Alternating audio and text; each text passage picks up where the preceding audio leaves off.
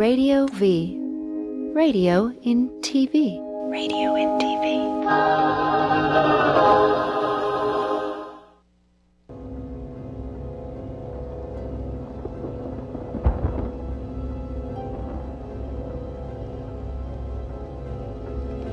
Remember, all I'm offering is the truth, nothing more.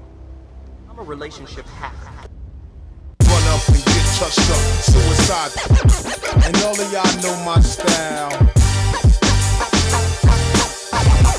I excel, then prevail. Run up and get touched up, suicide, that's it. And all of y'all know my style. I excel, then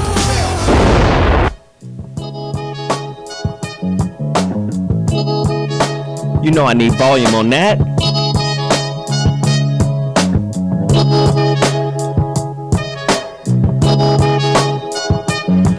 Ladies and gentlemen, the So What Morning Show is back in the building with another riveting topic. Listen, last week's topic was so crazy. It was so revolutionary, so bananas. We had to do it again. But you know what we do here on the So What Morning Show. It's about community empowerment. It's Cash Mob Monday. What does that mean? You got to support black businesses. We have to recycle black dollars. Come on, man. That's the only way we're going to get better as a community. We got to swap the dollars. So you know what I like to do? I like to promote and support local businesses so we can cash mob them. Get your money together and mob on a black company and buy. That's what I want you to do. So let's start with the big homie, my uncle, the one of the few people in the world who can keep me in check. He steps to me and be like, "Hey, God damn it, Zoe. Uncle Bobby in the building. Bobby, what do we have to sell right now other than or including this book, Real Men Don't Play?" The book sells itself if you're interested in the journey of men that have left indelible footprints. You can get a copy of Real Men Don't Play via my website, www.realmendon'tplay.com, Amazon, iTunes, Barnes & Nobles. And on May the 9th, a select group of people are going to assemble at the Clive Davis Grammy Museum for an evening with real men who don't play. And Jerry West will be in the house, Jim Brown, Keith David, yes, Sam Watson, and Julian Mendoza. Awesome. It's going to be an exciting event, and it'll be on May the 9th. So really quickly, Chris, this is why you guys should go get this Kangen water machine. Play the video where it took all of my soul to beat Bobby. That's not why he won. Bobby was going... He won because I missed a couple of jumpers. No, I won because I beat you, Bobby. No. Jesus. Now, we're going to have to do this Bobby's again. disrespectful right now. No, I'm trying to raise Bobby up. We have to do this again. You still lost, Bobby. Bear. Play Don't the video. Help me, help the bear. I know this is goofy as hell, but this is 51-50 ball. No, we ain't shooting for it, Bobby. Get on over here with your swimsuit on. All right. Bam. Bobby's on the tip. There you go, Bobby. It's all 51-50. Look, oh, Bobby. What? Look at Bobby. Representing the Dr. J era. Woo, Bobby's down. Look, and he got back. So lay it up. But Bobby recovered. Bobby got up. Zoe's up. The game go to 7. The game go to 7. Let's go. Y'all gonna show just here. Game was up 1-0. That's right. This is my show. Do not sleep Bring us on out, Bobby. ladies and gentlemen. Bobby is ready. Bring us back before I start looking bad. Bring us back before I start looking bad against Bobby. Bring us back. I don't want to look bad against Bobby. Yeah, that was Bobby. big. Yeah. Bobby has been bringing this water to my house for the past 2 years. My son has been drinking it. My daughter's been drinking it. His mama been drinking it. Everybody been drinking it. What is this water and why is it important for people to get it? Well, what it is, it's a way for the body to heal itself. The water just has the properties that will allow the body at the cellular level to remove the things that make people sick that they call diabetes and cancer and all of these other things. which is just a manifestation of what you put in your body that never left the body in the proper time, in the proper form. I've been drinking the water for 8 years. I was introduced to it by a brother who is a natural kind of guy. He doesn't eat processed foods. For those people who don't want to get into that level of it, then you must drink a water that breaks down the things that you put into your body and release it in such a way that your body can heal itself. Is it alkaline? That's just one of the properties. The alkalinity is just one of the properties. ORP is just as important, which is an anti-aging property. And then you're also dealing with the fact that the machine produces 5 different types of water. So it's much more than that. In Japan, it's a medical device. And so if you want more information about Kangen water, you can just get at me via Twitter, at Glanton Smith, or my email address, which is bobby@realmendon'tplay. All right, it's very important that you guys cash mob Bobby today. Go cash mob Bobby today. It's not like what he's saying isn't beneficial. Now, Bobby? No, this is important. Okay. Very important. It's not so much about cash mobbing, and that's why a lot of times that doesn't work. People got to know what's in it for them. If you're concerned about your health and the health of people that you care about, check out the information. And then cash mob yourself. Cash mob Bobby, like I said. Now stop being goddamn ornery, big Uncle Bobby. See, this is what uncles do. Now, goddamn it, don't do what I told you. Do what I said. Okay. Cash mob Bobby, like I said. Now, on with the health theme. Very important. We have a doctor in the building that has an incredible product that was brought to my attention by some very credible folk. Now, the sister is in here who brought this brother to my attention. Her name is Kateria. Now, I've been telling y'all for a long time that my homeboy Omar Buckley, the fashion designer Ramo Mart, right, has some high-ends. This girl is wearing one of his dresses that he designed, and she has the Ankh bag. Can we see the Ankh bag real quick for all of my female listeners? Jesus. The gold Ankh bag. The dude is incredible. She's wearing this silk queen. I don't want to ask her to get up, but Jesus, it's beautiful. I'm just saying, it's incredible. I like to support black businesses, and this is one of them. Tell me about this doctor and what he has to offer. Set him up. We've got time. Go. Thank you so much. Well, I really want Dr. Carlos Orozco to tell you all why he is here and the incredible things that he is doing with quantum physics, quantum mechanics. Okay, thank you very much, Kara, and thank you very much for having me here, and everyone, good morning. Good morning. I just would like to share something very exciting right now. And we are moving into the age of self-healing, as you said. And self-healing meaning the body has its own ability inbuilt to heal itself, if given the opportunity to do so. All this happens not just because a bunch of biochemical reactions take place within the body. This happens because of vibration. My background is in medicine. I train as a medical practitioner, and I also train as a biologist and as a biophysicist. So with all that knowledge behind me, I've been able to join a venture that is absolutely amazing. We just launched, for the very first time in the eyes of the world, a little card that we call the Smart Card, otherwise known as the Mogo Card. And that card is able to transfer energy across any biological system, and even if it is not biological, anything that is made of matter. Matter is everything that is everywhere, and it transfers energy.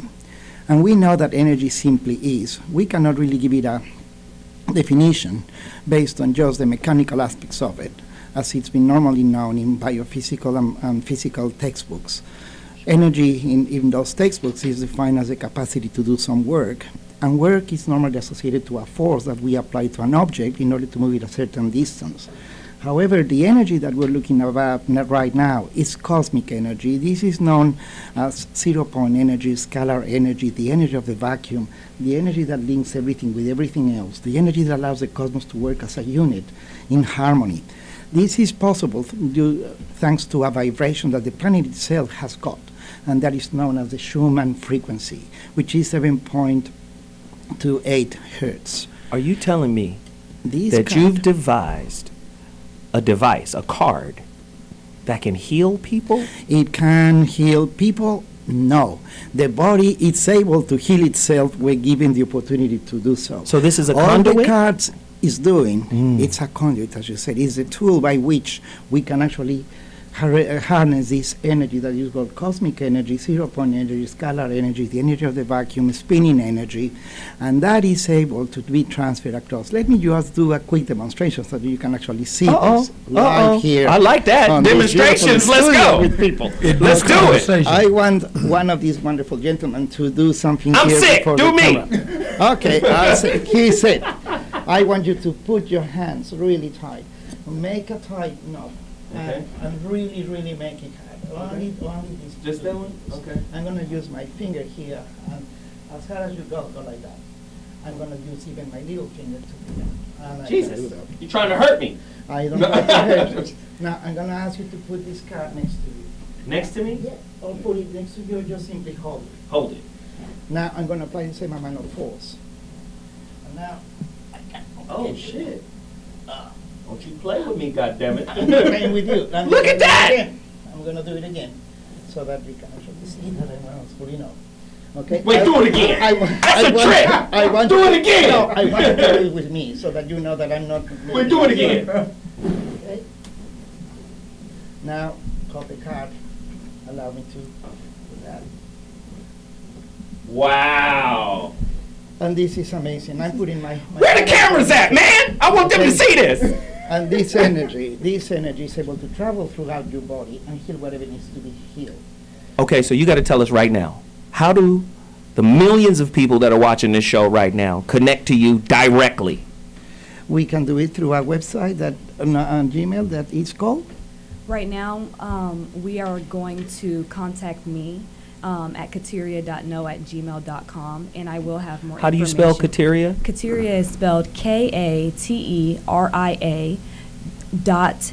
KNOW@gmail.com. Kateria.no@gmail.com. Wow, that, well, it should work. I'm going to do something else for you so that I can transfer this energy to one of these beautiful bottles that you got there. Okay, please. Well, I'm drinking this one, so get the transfer going. We got a bottle here. All I need to do is ask you to hold it in your hand and do the same thing. That's crazy. Okay. Now, I want you to give the bottle. And I simply use a Tesla coil, put it on top and at the bottom. And just by doing that, I have transferred the energy across. No card anymore. Okay. We just have an energized bottle. So now what I'm going to That's that bullshit right there. This is real, man. What I'm going to ask you. You want to do it too, Jeff? Jeff want to do it too. That's crazy. Okay, but look, we only got a minute left before we go to break. Okay, that's wonderful. Just simply take all the energy away from your hand. Don't really push it. Just simply put your fingers together like that. Right. And keep them together. Both? Only one. Just keep them together, okay? Just keep them together. And just like that. Grab the ball. Put it on that hand. Keep no force. Keep your fingers together. Oh no, that's nuts. That's okay. I've seen enough. I'm done. Okay, this is. What's the email again? Right now. Kateria.no@gmail.com. KATERIA.KNOW@gmail.com. And ladies, if you want to get this Ankh bag and this beautiful Ankh dress, info@ramomart.com. That's how you. While you boo, I'm telling you, this is crazy right now. Listen, I didn't get a chance to promote all the stuff that I wanted to promote. Listen, we only got 25 days left on the Zowat morning show relationship dismount book tour. I need your help. We're only at 8%. We need help getting that out. We Juice, you already know you're going to get a discount if you're a Zowat listener. Just listen, Dr. Mark Goulston. You got to go to CD Baby and get my CDs, the God Class Volume 1. What do you know about you? The Black Trivia Game. Y'all got to do it for African Americans, man. Ow! Hey, it's about recycling black dollars. I got to go. I'll holler at y'all in a minute. Topics, guests. We'll be back at 2.2. Deuces!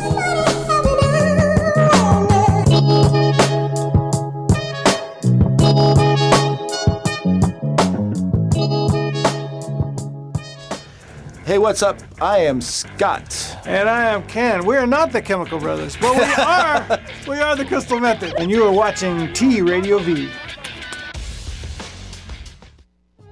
This is Quick Fix Radio. Quick Fix Radio. Yeah. Check it out, y'all. We back in the building. What's going on? Yes, sir. What it do? We got some super special guests up in the place, in man. the building, we got all 5 live in the building. Bone Thugs in the building. Everybody. We up in here Tonight, y'all. What's going on? Hey, man, I had to come see what this TV radio what this all about. You know what I'm saying? Hey. We got Game on the line. Game, what's going down, baby? What up? What up, Craig? What's going on? Oh, man, we got EPO Dylan. Who's this on the phone with us? Yo, what up, man? It's Akon. Akon in the building. Who is this on the line? It's Be Real. We got Be Real. Be Real. What else we got on the line? This is Ty Dolla $ign right here. What up, Ty Dolla $ign in the building. Thanks to all the fans for stopping by. The Quick Fix with Crazy Bone, right here on T Radio V.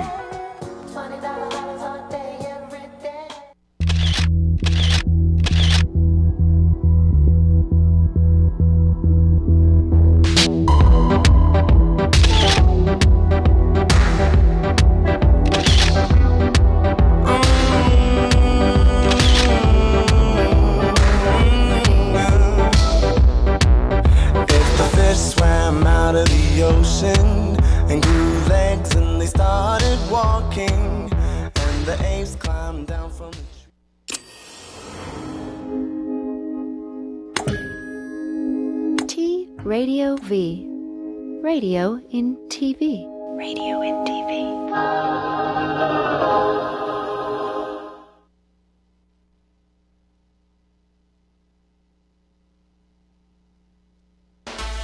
There's still niggers in American Army uniforms. It was said without thinking, painting an entire race with a single word. But it wasn't always a slur. Originally, the Latin Niger just meant black.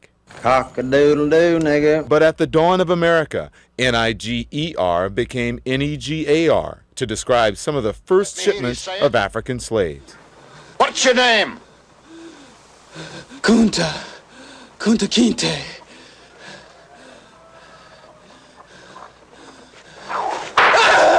My name is Toby. Hi. That's a good nigger. And with slavery, the word was contorted into its current, dark, degrading, hateful insult for African Americans. We are the Ku Klux Klan. We hate niggers. Look out, nigger. The Klan is getting bigger. Over time, it has appeared in everything from ugly propaganda to cartoons to nursery rhymes.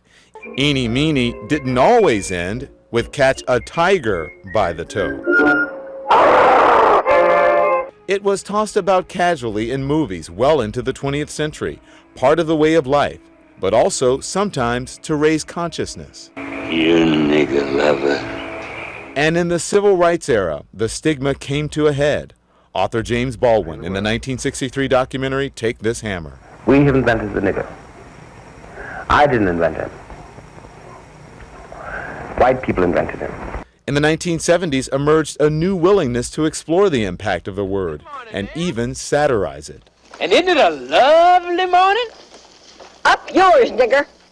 If you two ever really started going at one another, inside of 5 minutes, he'd be calling you... Don't say it. Nigger. He said it. It hardly disappeared in the 1980s and 90s, though white people rarely said the word publicly. Some black people did. A lot. It's black people, and there's niggers. The niggas have got to go. Straight out of Compton, crazy named Ice Cube. From the gang called niggas with attitudes. Cause I never hesitate to put a nigga on his back. As a society, we've tried to ignore it, ban it, literally bury it. The NAACP held this symbolic funeral for the N-word. And we've perhaps added more gravity to the word just by refusing to say it. Whenever a white lady on CNN with nice hair says the N-word, that's just white people getting away with saying nigger. That's all that is. Ladies and gentlemen, we're back. So What Morning Show. T Radio V, that's Radio NTV, every Monday 11 a.m. Pacific Standard Time to 1 p.m. Pacific Standard Time. That's 2 to 4 on the East Coast. I want to hear from you guys today, too. We had to cover this topic again because a lot of people really loved last week's show, but I noticed there was still a lot of confusion. Again, who controls the narrative? You see at the beginning of that video? The very beginning of the video talked about the origin of the word starting in Spain, Spanish. The Spanish origin of the word. Again, in America, you write a book, you're considered an expert. Whoever writes a book is then called an author, right? Authors are also authorities. He's an authority on this subject because he's an author, right? Remember the quote from Napoleon last week? History is a collection of lies agreed upon. So they become the author of your narrative. So even at the beginning of that CNN piece, they started with a particular narrative. Well, the Spanish created the term nigger. No, you did not. So we want to go back and say, because there was a lot of brothers who watched the show and felt enlightened, but then there was a lot of people saying, I don't give a fuck what you say, that word is terrible. But I keep saying it's only terrible within the historical context of which you're looking at it from. If the word goes back to Africa, if Africans say that word means something, and then Europeans say it means something else, I'm going to go with what Africa said it meant. Start the source. So if Africa say it mean God, but the civil rights and slavery says, oh my Lord. You see what I'm saying? It's a word to be reviled. I done told you to hustle. What is the hustle? Let's rewrite and reverse engineer what shit meant. We're going to reverse engineer your symbols and make them evil to you. Nigger is the worst word ever. Is it? We had to revisit it. I've got a whole crew of people on. The august panel of the Zowat Morning Show. Jeff Brown in the building. What's going on? Ready to be an irritant. I don't believe shit no more. Exactly. I'm a scared. Who the hell was this dude pulling on your damn finger? My Uncle James used to do Remember that pull my finger, you fart? Yeah. Yeah, boy. Don't touch my fingers, boy. We've got O.G. Bobby Glanton Smith, author and thus expert of Real Men Don't Bullshit, Real Men Don't Play, man. Got to give a shout out on his 101st birthday to the black godfather of L.A. business, Mr. Leon Theodore Gar. He's 101 years old today, and it still ain't a knock in the motor. Wow. We love it. We love it. Bobby, one more time. For them to get that Kangen water, brother, what's the email address? Come at me at bobby@realmendon'tplay.com or get at me on my Twitter account at Glanton Smith. Perfect. And then my homeboy is in the building. Last time he called in, he was on the phone. This is my homeboy Kev that was dropping hella science on the phone call a couple weeks back when we did the show, Who Were You Before They Called You Christian? Oh, yeah. And he came in and dropped some hot monkey lava on the phone. But I had to force him to show up in person. This is one of them behind the scenes. I told you this dude got a library. Listen, motherfuckers be asking me, where you get them words? Y'all don't understand.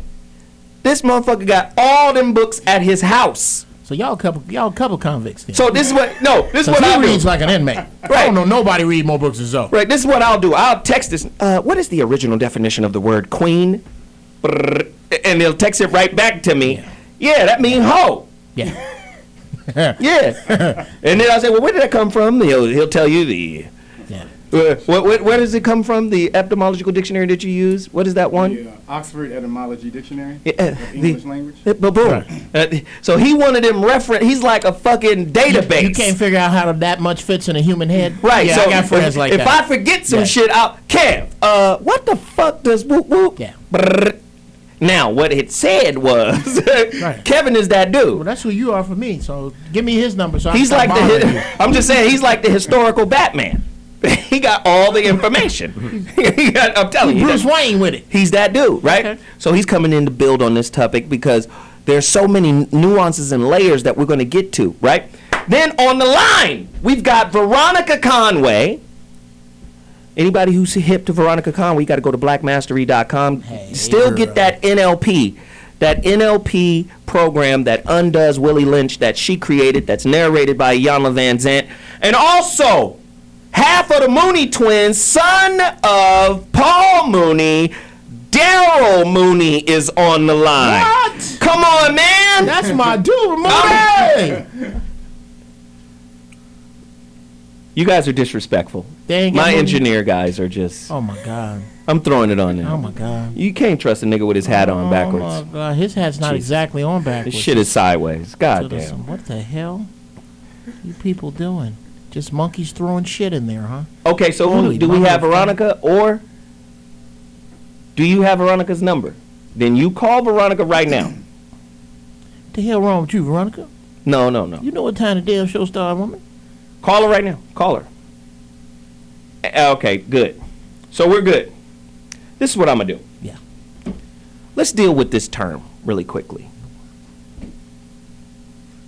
In order for black people to move forward, should we call ourselves black? Should we go on some type of exhaustive, educational, historical pursuit to find out who the fuck we really were? And then even more important as a subtopic to today's show, what the fuck is a Hotep nigga? Right? It seems like in our community, any idea accentuates the fucking disparity that we have amongst each other. So whatever the beef is amongst each other, any idea seems to accentuate the differences, right?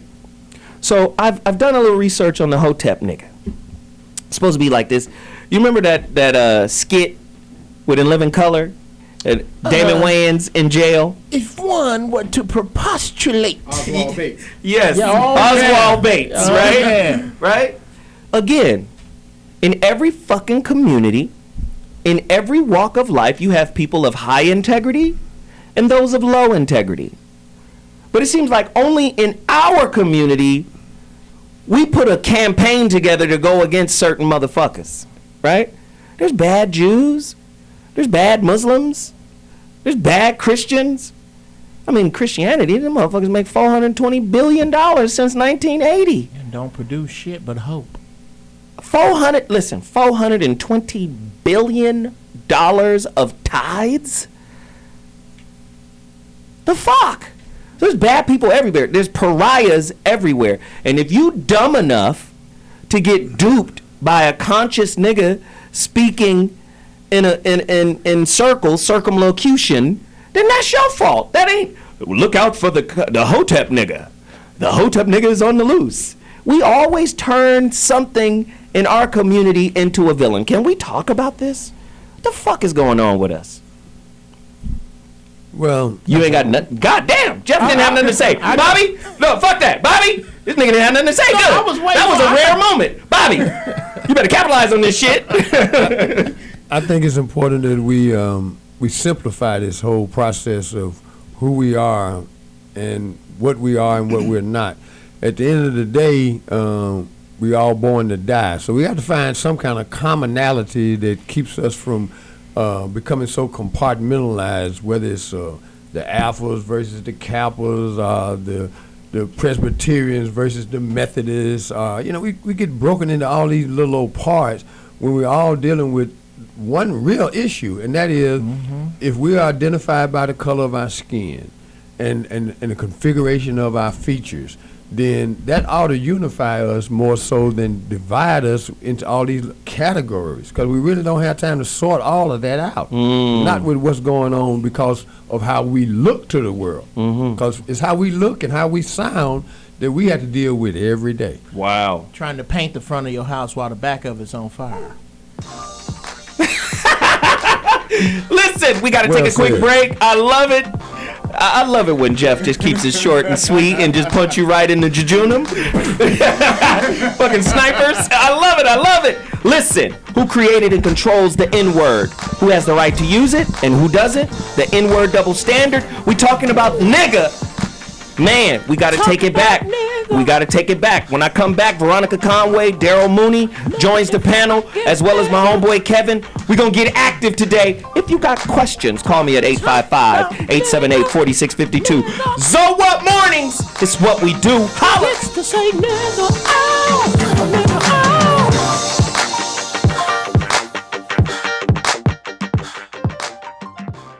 Hey, I'm Dean Cain, and you are watching T Radio V. I'm watching it too. Right now. Seriously. Join Dave Navarro and friends for Dark Matter, Wednesdays at 9 p.m. on T Radio V. Hey, Dave Navarro here, Dark Matter Radio, TRadioV.com. The universe is vast, enormous, huge, full of stars, planets and matter. Some of the matter is so dense that not even light escapes. Get on the mic, get on the mic, get on the mic, get on the mic, Frank. Pardon me, sir. Pardon my reach. See, and you guys were worried. I think this is going great. Pardon my reach. Get the away from me, dude. You are really beautiful. Thanks, you guys. He's one of the most beautiful people I've ever known. This is pretty much every week. He brings in a guest that tells him how beautiful he is. Pardon my reach? If you have to reach over me, then don't do it. He is the straightest gay guy I know. Dave Navarro signing off. Dark Matter. Thank you for listening. Bye. Dark Matter with Dave Navarro, Wednesdays at 9 p.m. on T Radio V.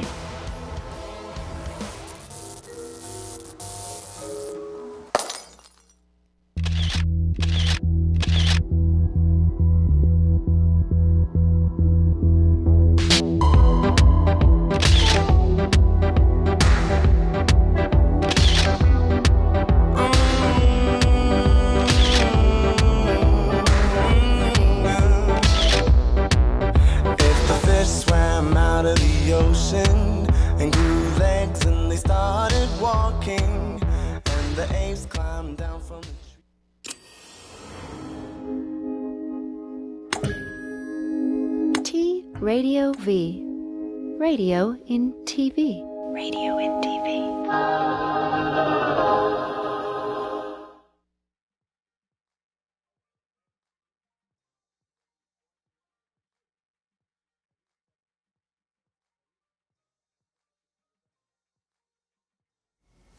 Let's get him to stand up a little better. Tariq. Tariq ibn Ziyad means Tariq, the son of Ziyad.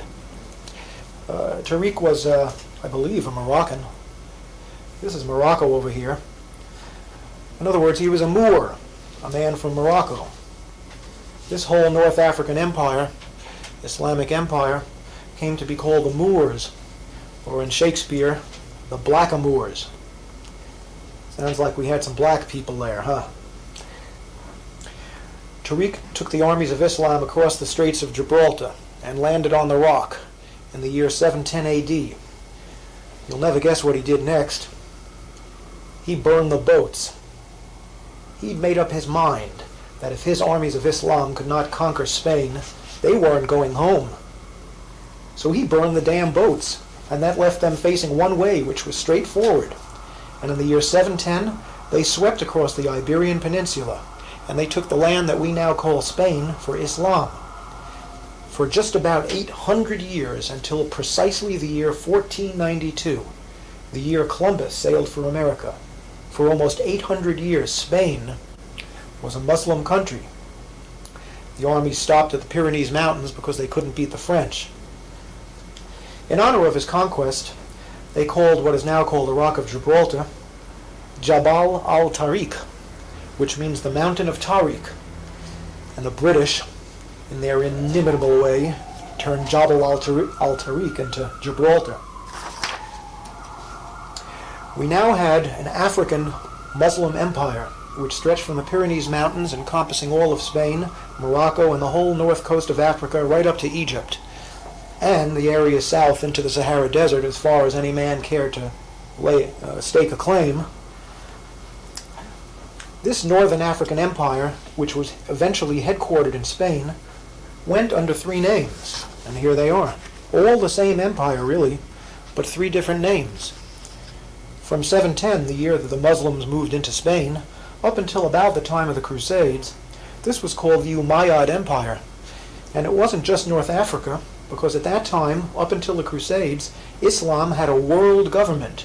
It was one empire, ruled from Damascus, and it was called the Umayyad Empire. But around the time of the Crusades, the Umayyad Empire fell apart into smaller empires. And the empire encompassing Spain and North Africa at that point was called the Almoravid Empire, later the Almohad Empire. These names, Almoravid and Almohad, come from names of tribes, but it was all basically the same region.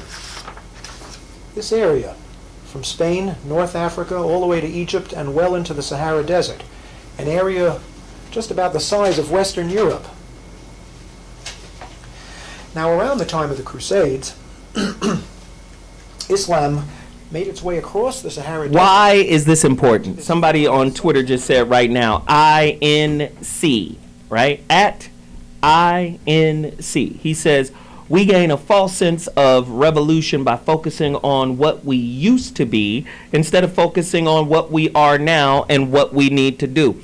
First off, know who the fuck you was. Yes. That's important. Yeah.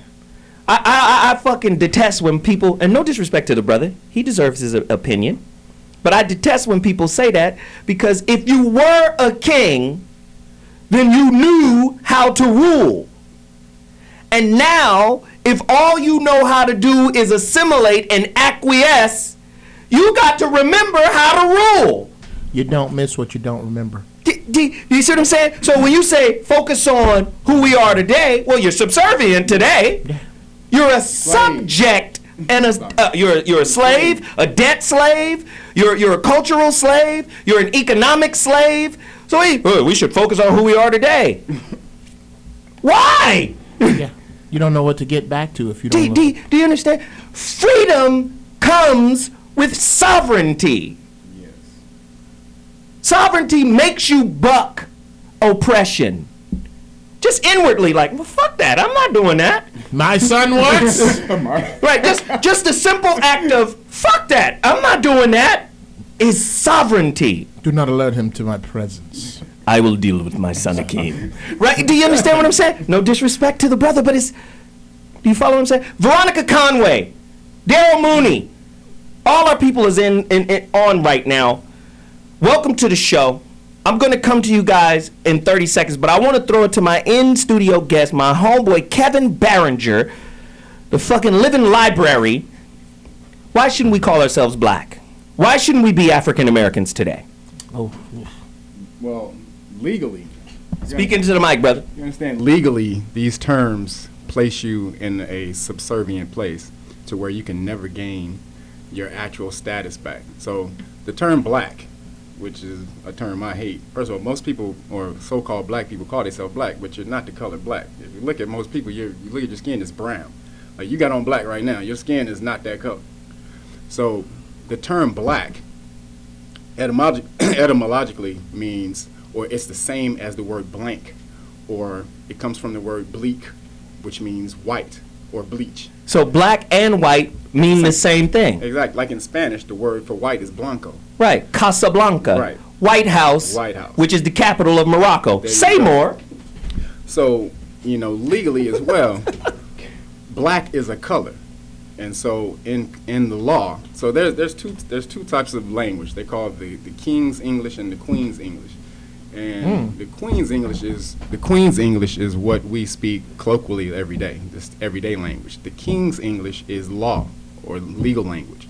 And that's what really rules. So whatever we saying out here in the streets doesn't really matter. When you go to court, you're classified as something different. So when you call yourself black, the term black, even white or African American or any of these terms that they put together, Indian, they're called colorable terms. So the word black is a color. When you look up color in the dictionary, and you have to go in the law dictionary, and you want to go to Black's Law Dictionary, 4th edition. So the term black, it doesn't say black in there, but the word color means the appearance or semblance of, as distinguished from that which is real. So wait a minute. Is this what the color of law means? Absolutely. Oh, shit. Well, see, color of law, it falls into a whole lot of other things. But just the term, it has colorable law, all different types of things. But these terms, African American, Indian, all these things that they've given us to call ourselves, these are called colorable terms. They're not real. And they gave you that so that, because back in the day when everybody was calling themselves Negro and all this and that, this was in the dictionary, this was in the law dictionary as things that they knew people wouldn't read. See, this Black's Law Dictionary came out in the late 40s, early 50s, where black people still weren't reading at that time that much. Or it's definitely not law or legal dictionaries like that. So, they had the term Negro at that time. If you look up the term Negro, it just says a black man. So, which still puts you back into color. Right. It still puts you back into not being real. So this narrative is a narrative of servitude via the color of law. Absolutely. Okay, give me a good term to call myself then. You can pick that for yourself. You should figure that out for yourself. I don't need a title. I don't necessarily have a title. But when you call yourself, all right, I'm a black man. As soon as you say that, you're calling yourself not real. So like when people go to court, black people go to court, so-called black people go to court, and they're getting told off by the judge, and he's going off on them and this and that. The reason he can do that is because of what you've termed yourself as when you fill out these documents. If you sign, so you're already under jurisdiction. You're already under jurisdiction. Wow! Just by what you call yourself. By what you call yourself. You call yourself black. Fuck. You're telling the judge immediately that I'm not real. I'm not really here. So he's just playing. He's just playing out the script. Wow. You don't know that you're calling yourself that. So and you're wondering why the judge is going off on you. And this is why. Even white people. But now they're much more. They have much more positive laws for that colorable term than we do. For that colorable term. Wait, hold on. This is getting crazy. What, you got a question? Then I want to go to Veronica before we go to break. Question. Go ahead. Oh, okay. Well, if the judge takes liberties with me calling myself black, then I think the takes liberties. No, if the judge, he says the reason the judge is talking to you this way. A certain way. Yeah. Okay, I think the question everybody wants to hear today is, what can I call myself to back that fucking judge up? Amor. Shit, Amor. Amor. Got it. But see, they setting that shit up, though. They studying this shit. Yes. Tell them, Kev, them motherfuckers is off studying this shit. This is why the white version of this is the Patriot movement. Right. And they studying this shit right now to shut all that shit down. The sovereign citizen movement. Yeah, because you know how they do. Them motherfuckers ain't never honored a treaty ever. Yeah. So they okay, you using that shit? You know about that. Okay, let's go study this shit so we can slap you in the mouth. Because we not going to honor none of that shit. Veronica Conway, get in here. Yes, sir. Yeah, so Dr. Wade Nobles, I talked about this in the Black Paper. Dr. Wade Nobles says that power is the ability to define reality and to have other people respond to your definition as if it was their own. Oh, shit. God. Damn. Say that, monkey grease, one more time. So power is the ability to define reality and to have other people respond to your definition as if it was their own. So my question is, what is the new black power? What is the new black power? Yes, what is the new black power? In other words, what language do we need to speak to reclaim our sovereignty in our lives? Well, can I say something? Legal. Legal? Okay, Kev says legal, and I'm with you 100% legal. But I would say, before niggas even get to that high level of understanding, I would say niggas need to learn to speak the language of cooperation. Absolutely. Because we don't speak the language of cooperation, we speak the language of crab nation. Am I bullshitting? No. We've mastered the crab language But that's always been though. Like there's an ancient culture called the Thracians, and they've discovered some artifacts from the Thracians. And one of the artifacts is this gold plate, and around the gold plate in several circles it has these little black African faces. And so there are about maybe 100 different faces on there, but black, big lips, big fat noses, and afros, and all this and that. And so as they were describing the Thracians, they were saying that back then, the Thracians were actually the biggest society back then, the biggest civilization, but they were separated. And so as they got more and more into it, you started to see that Thracians were really black. They were like, well, Thracians really, they like to party all the time. They like gold. They like to dress up. They like to do all this stuff, but they could never come together.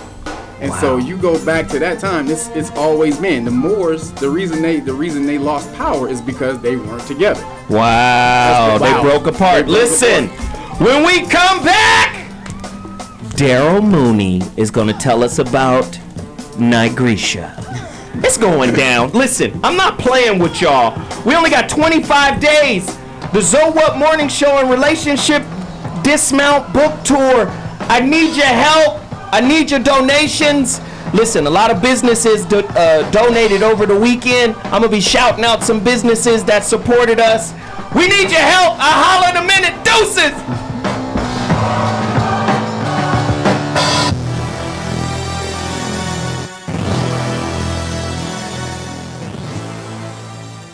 Hey, hello, this is David Faustino, and you are watching T Radio V. Do you see what I'm saying? It's television crossed with radio. It's all together. It's weird. Radio's in the middle of it. It's amazing. You're watching it. Go. Love and marriage, love and marriage. T Radio V. What did you play opposite Andy, Eric? Do you remember? Andy and I worked as two employees at a network. Okay. Oh, you're forgetting the other thing. I played a news anchor, and he played a reporter. Okay, but the other thing you did, the thing you did on the Andy Dick show, who did you play to Andy? Oh, is that going to play my sister? You played his wife, Denise. Yeah. Yeah, you played his wife. Yeah. So what's wrong with that, Eliza? Nothing's wrong with it. He's got a great range as an actor. Yeah, it just was funny. Encounters with Eric and Eliza Roberts, Wednesdays from 2 to 4 p.m. on T Radio V. Hey, my fellow thoughters out there. I'm Charles Shaughnessy. Check out my new show, Here's a Thought with Charles Shaughnessy, August the 7th, 3 p.m. PST, right here on T Radio V. Now, you know I have a lot to say, but I want to hear what you have to say. So tune in, grab your phones, call me, tweet me, email me in the studio, and let's get this conversation going. Here's a Thought, starting August the 7th, 3 p.m. PST, right here on T Radio V. That's radio in TV.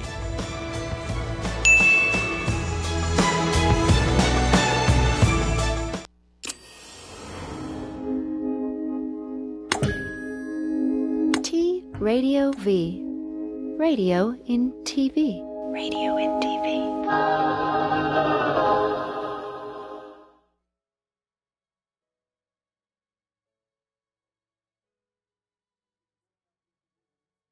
Which means the sacred serpent. It's a beautiful word. It's a wonderful word.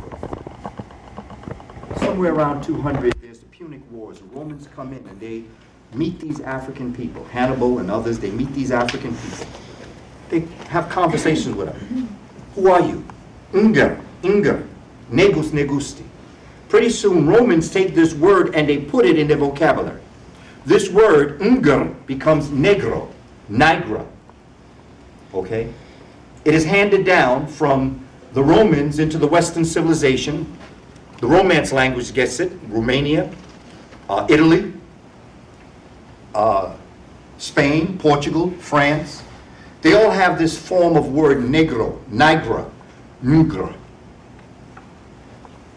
The Spaniards, as we know historically, are the first to come to this part of the world, and they also bring Africans with them. They're basically really hot on the Hispanics, but remember the Moors are already in Europe, and they start bringing Africans over, along with the fact one of the boats of Cristobal Colon happened to be run by two brothers, the Pinzon brothers, who were Africans. But no one ever tells you that when you get to Santa Maria, the Nina, and the Pinta. Nobody tells you that one of those ships was run by black people.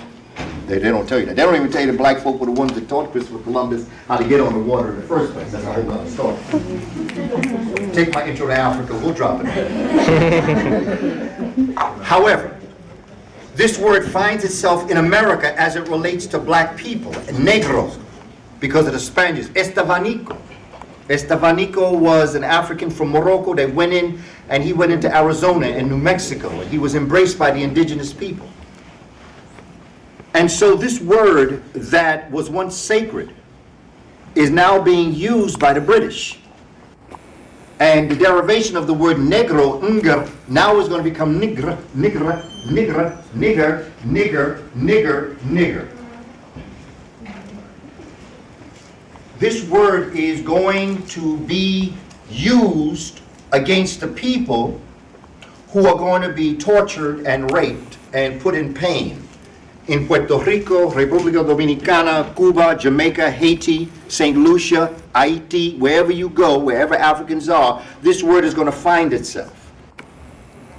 And the people who are going to be exposed to this pain are only going to know that every time I feel pain, I'm called this word, nigger.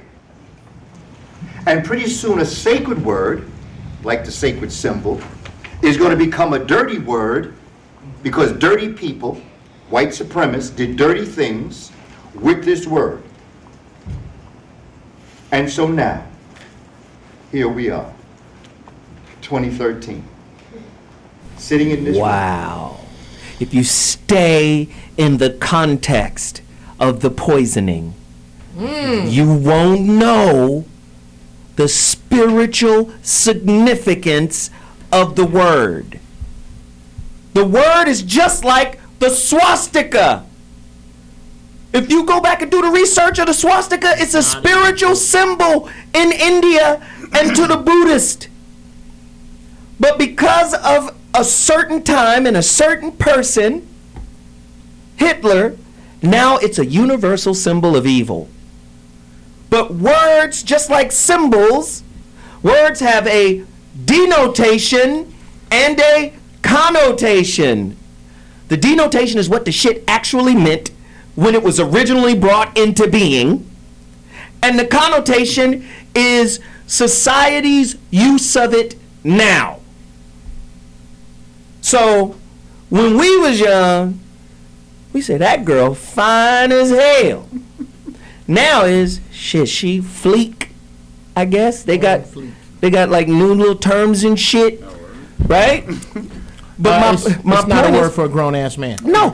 But my point is, you know, back in the day, dope meant that shit is fly. That girl's dope.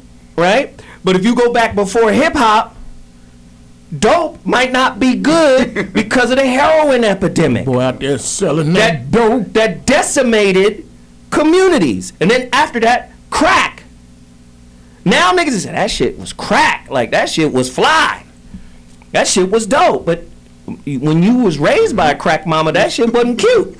So denotation, connotation, right? Bobby? Well, that's why it's important to have at least one common language. I don't mind young people, morphing into whatever it is that they feel is fashionable today, but they also should be bilingual. You should be able to speak one common language, then, drift into your own groove, and that way we can at least have a civilized conversation. Good shit. Let's bring in Daryl Mooney. Brother Daryl! Oh, Mooney! Thank you. What a conversation. How are the brothers and if there are any ladies in the house, how is everyone doing? One of the baddest shows happening on the planet right now, the Zoe Williams Show. Thank you, how man. How you doing? I'm good, brother. Thank you, man. And I'm glad you reached out to me, brother. We follow each other on Facebook. We talk every now and again. But I'm so pleased and humbled to have you on the show to share your knowledge. You were telling me about Nigeria.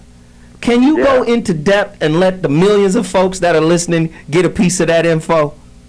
Yeah, everybody, all you have to do is get up on the computer and Google Nigeria.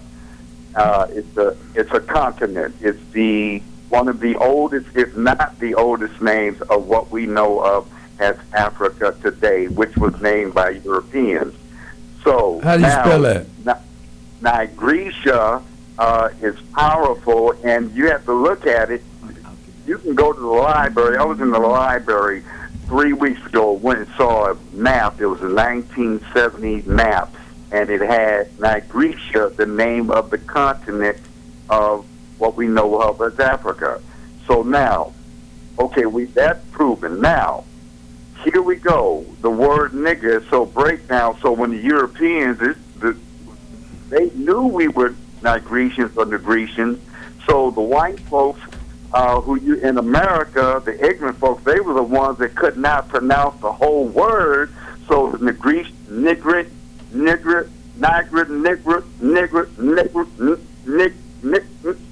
you hear what I'm saying? Right. So it made it a negative, but the root word nigger means source or black. And that whole continent was named Nigrisha because this was the land of the black people or the land of the source people. Okay, and then there's other information. Now, and we know some of it is true with Negus out of Ethiopia, meaning king of kings or king. The nigger or negas, the vowels change, but the consonants stay the same. Okay, nagas, nugas, it's all the same thing. So you look at that in Ethiopia. Then you look at in India, the black Indians, the Dravidians, the black folks. You look at that and you see Nagas, Nagas, which means prosperity, which means love, which means serpent, which means goddess, which means God.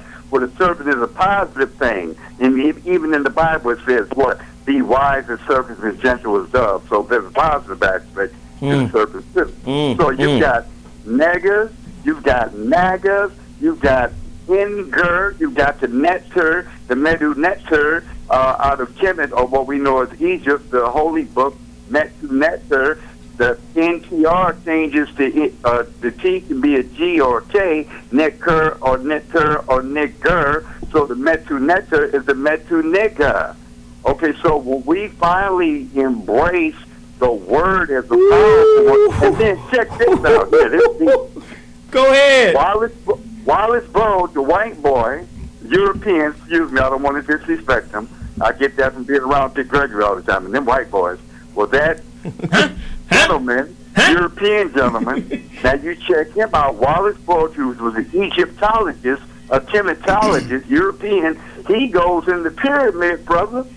He sees Negur, Neggur. Okay? Now dig this. That's Negur. So dig this.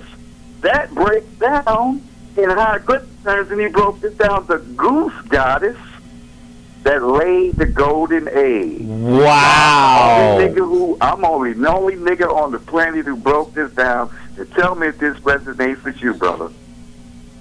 Wow. I'm listening, brother. Those guys that laid the golden age, you know, we taught in metaphors and symbols. That's what Aboriginal people do. Metaphors and symbols. The goose god, so you get rid of the goose, you got the goddess. You see the laid, the golden egg, get rid of the golden and laid, you got the goose that gave birth to, right? That's laid the egg.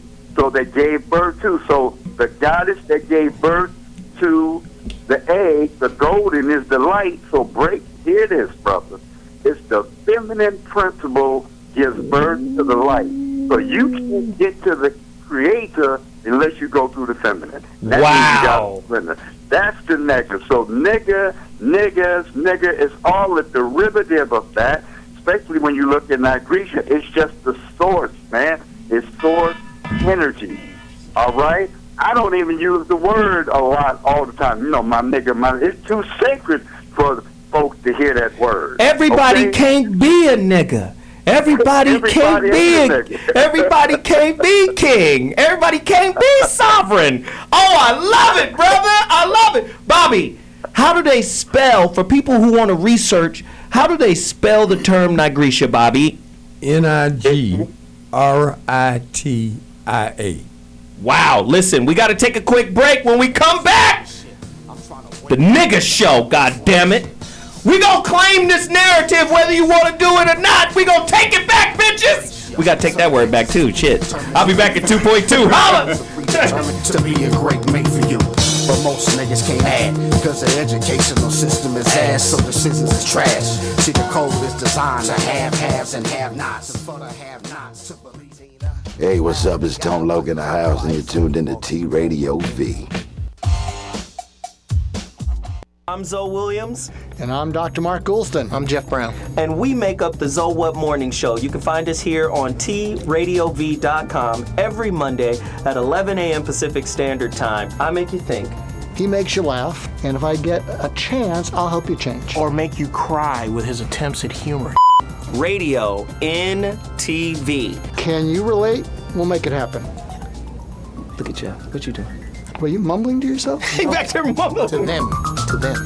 What it do is your man Money B from Digital Underground asking everybody to check out the Going Way Back Show, your home for classic hip-hop, raw and uncut. Join me. And me, DJ Always. As well as Ty Teasy bringing you the old school new news. Every Tuesday, 7 p.m. Pacific Standard Time, right here. On T Radio V. That's right. Radio in TV.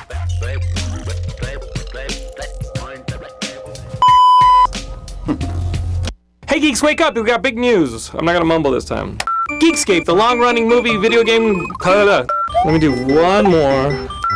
Hey geeks, we got big news! Geekscape, your favorite show about movies, video games, comics, and TV, is coming to T Radio V Monday, October 6th. And it'll be on every Monday from then on, 7 p.m. Until the apocalypse happens, we're all eaten by zombies.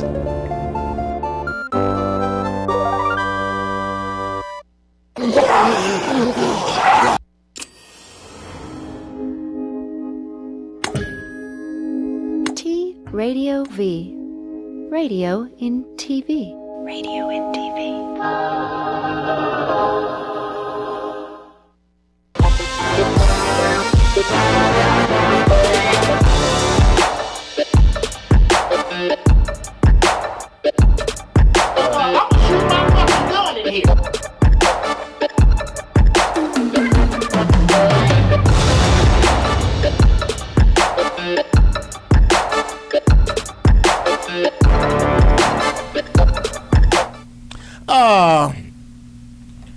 Earlier, the concept of separation came up, and it kind of hit me. It's something that as black people we all suffer from, is this desire to separate. Get some money, move to the suburbs. Jehovah's Witnesses, Baptists, Kappas or Qs, Deltas or Zetas, Bloods or Crips. Think back. Wasn't no Bloods or Crips or Zetas or Deltas or Kappas or Qs or Baptists or JWs rowing when we got here. We was all put together. We were all grouped together. Those who make the real choices, those who control the narrative right now, see you together. They don't give a damn about this shit that you talking about. You are whatever color the Klan says you are, because they make the biggest deal about it. Stop finding ways to say no to one another and find ways to say yes. Black folks love. Have you ever looked in the face of somebody black who works customer service in any capacity at Target or even at the nightclub? Shout out to the big bouncers on the door that's just gonna be a big nigga on their mama couch the next day eating Captain Crunch. They love telling other black people no. Break that curse. That's a curse. Find a way to tell the next nigga you come in contact with yes. Wow, listen. And when you start thinking in terms of trust, black folk who haven't earned the right to be called negus, niggas, mistrust other black folk more than any other people. Yeah. I can only trust a nigga who's my frat. I can only trust a motherfucker who went to school with me. I can only trust a motherfucker who has a concomitant education and economic level as I do. First off, you being trained and raised by an assassin. They are assassins of culture. America is like the Borg. They're assimilators. No, you didn't. That's what they do. They assimilate the best of you. Yes, they do. And then they re-educate you to think don't nothing exist but their authority. What they say is correct. When I see black people, I see a people all over the world that's out of their motherfucking minds. They don't even look like they're supposed to look. They don't believe the way they're supposed to believe. Everything they do is justified by the oppressor. The best way to enslave a motherfucker is to give him a narrative to believe in. That's the best way. Veronica, then Bobby. Veronica? You got her? Veronica? Veronica? Veronica. You hear me? Yes, we got you now. Me? Speak on it. Great. I didn't hear all of the last part of it, but let me just say this, because I love what the brother was saying earlier about the legal reference of words and the meaning that they create. But I helped build a company a few years back.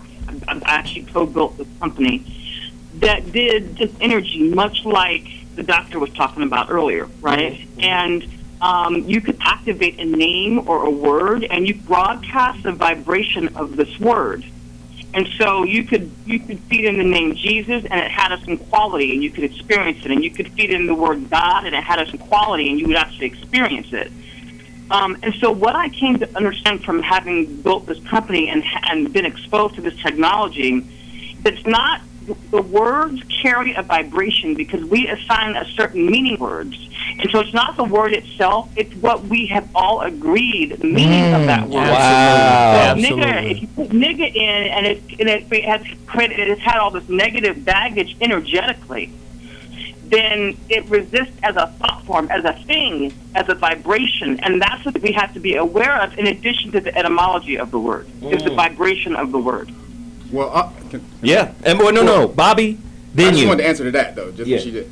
Well, when a word is created, usually it's already created with a vibration. And so there's something called transmutation, so changing one thing into the next. So you can't really transmute a thing until you know what it is first, and then you can transmute it. So when black people are around here using these words that they don't have any idea what it means, they can't necessarily transmute that energy because they have no idea what it is in the first place that it's coming with. So they can actually be transmuting it into something negative as well. Wow. So you have to educate yourself on what that vibration is. Bobby? A key component of controlling the narrative is models of possibility. So many times when we look at who we are and how we behave, it comes down to who we see the most of. And until we control all aspects of the narrative, which includes the visual, right, which is really important, because when you see a real person, I was thinking the building was on fire. Vibrate mode? I don't know. What kind of phone? He ain't never been on a radio show. He's been in the cave. Go ahead, Bobby. If you've ever been around people who have a modicum of success, it tends to rub off on you. One thing I learned years ago is to try to surround yourself with people who reflect your ambition. And when you drift away from that center, you end up imitating bad behavior. So I think it's very important that we look at our circle around us and say, all right, am I getting better or worse based upon the people I spend the most time with? That's it. Wow. If you hang around 4 broke niggas, guess who fifth? But see, and Bobby touches on something we touched on this last week. If, like what my brother was talking about in terms of the Black's Law Dictionary and not knowing what words mean, words are spells.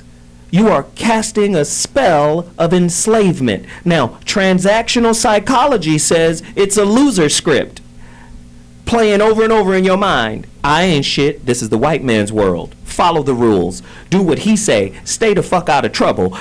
That's a loser script in transactional psychology. These are spells. The law of attraction will say, whatever the thinker thinks, the prover will prove. Right? But what you fail to realize is if a motherfucker is dreaming in black and white, you're going to get what you asked for plus its polar opposite. This is why your ass got to dream in stereo. But most people don't know how to dream in stereo because they're always trying to move away from the negative moment. Well, the negative moment has a gift for your ass because the pain you feel in the negative moment is an indicator telling you what you're lacking. But most people, I just want to move away from that shit. Well, it's going to follow you until you get the lesson that the pain has to deliver. Ain't going to leave you alone till it delivers its package. DC, so now, just like he said, just like Brother Coleman said, well, what's happening is we've associated pain with the word nigger because of a small sliver in our history. We've chosen to empower and put on a pedestal a thought process that is demeaning to our spirit. Just imagine if we just said, well, fuck it, let's all agree that nigger means God again. I wonder what that vibrational shift would produce. Bobby? It's almost a no-brainer, man, and I'm back to exposure. Anytime I've been around people that are history makers, whether it's in the physical presence or through reading or watching a documentary or whatever, you get inspired. It's like, I'm an avid tennis player. And when I saw Arthur Ashe win Wimbledon in 1975 and throw his fist up in the air, I said, man, I was built like him and already was fascinated with ping pong and those kinds of things. And I went out and got a racket. And in a matter of weeks, I kept seeing that image of him serving and volleying and coming in and dominating at the net, and I was imitating that behavior without formal lessons, and have become quite an accomplished tennis player because I saw somebody do something that I connected to. So again, it's very important that we find ways to connect to that which it is that we want to be about as individuals and as a people. Wow. Hey, let me go back to my good friend Daryl Mooney. We need some more of that hot fire.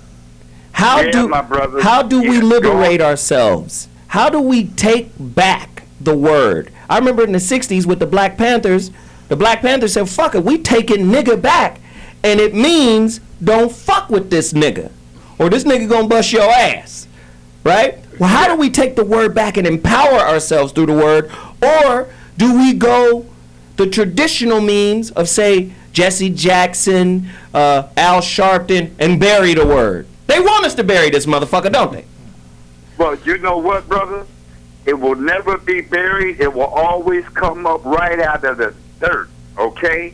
It's going to come up like a phoenix because the nigga must rise. It's an energy. It's a power. It's darkness. It's source. It's strength. Now, check this out, brother. You talked about Jesse Jackson. Well, see, I've had privilege to be around because of the pedigree, Mooney, Richard Pryor, Red Fox. I done heard them all say nigga when my father stopped saying nigga, he couldn't help it. That nigga had to return. Okay, nigga gonna come back. Richard Pryor didn't stop saying nigga, okay, in real life, in private life. So folks can't give up that word no matter what they say. I did a play, man, a Christian play, man. Me and my brother was entertained. This was years ago. We was so entertaining, and we did it for Jesse Jackson in this group. When he came down to the stage, he hugged me and Dwayne. He said, "Y'all some crazy niggas." Now, when what's his name? Diane Carroll. What's her name? Diane Carroll. Y'all remember Diane Carroll from Julia? Yes. Okay. She was on TV, man, on a cable show, being interviewed with my father and Harry Belafonte, talking about the word nigga. And everybody was going nigga. My father was doing his thing. That's when he wasn't saying nigga. He was talking about rigging and all that spelled backwards. And then all of a sudden, Diane Carroll said, "I don't care what they call me. They can call me nigga if they want, as long as they call me a rich nigga." So why do I come to that? I say because nigga also means prosperity. I said that with the word nagger. So when we think nigga, it's all our vibe, it's all our energy and our melanin and whatever we got, our DNA, cellular, we just think it, turn it back into the word that it is. Remember, it's a sacred word. Even if you don't look at the sacred word of it, don't go to the spiritual, because the Christian thing is got you in the way. Look at the idea of Nigrisha. You can look that up, the truth of it, and the word Nigri, that the Greek Nigger comes from the Grisha. You look at the Niger River on the continent. The Niger River, they say at one time, ran throughout the whole continent. Wow. So the Niger River, the people of the Niger is the nigger, Niger, it's the same thing. Let's do this. So Let's do this really quick, Daryl. Let's do this really quickly. I got to take a break, but I want to pose this question. Sin. The word sin. Right? You do some research on the word sin. It's going to go back to wisdom. Yes. See, let me tell you something. I didn't know that. Let me tell you something about these white folk. Let me tell you something. This is the easiest way to keep niggas down. When black folk had sovereignty or true freedom, we were connected to the universe. We were connected to nature. Our monuments represented that. Our rule represented that, right? So the best way, I keep telling people, the best way, we got to make all that shit evil. So when the white folk first land down, the conquistadors, when they get here from Spain, first off, they done made up a race called the Latino.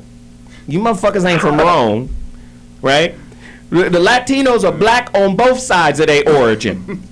They black on the Eskimo Indian side, the Olmec, right? And they black. Look, big guys, the Olmec, don't that sound like old Mexican? It does. It does. But they black on both sides. They black on that Asian side that came over the Bering Strait, right? Who you call a Native American. And they also black on the Spanish side from Spain, because the Spain was fucked by the Moor for 800 years. Anytime you want to brag on being well hung or having a big ass, how you gonna do that without coming back here? Listen, we're taking a break. When we come back, the Zoe Up Morning continues. I'm gonna kick your ass about this word, nigga. We'll be back in a minute. Suicide, that's it. And all of y'all know my style.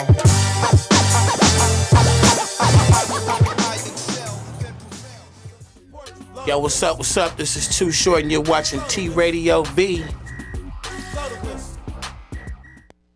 Hello, T Radio V. Hello for us. Hi, guys. My name is Steve Renazizi. My name is Mary Elizabeth Ellis. My name is Katie Hazelton. You're watching TV on the radio, but you're not watching it, you're listening to it, because radio on TV. Hi, T Radio V. Keep that radio going inside that television set. I love T Radio V. Trust her. T Radio V. Radio in TV. Radio in TV.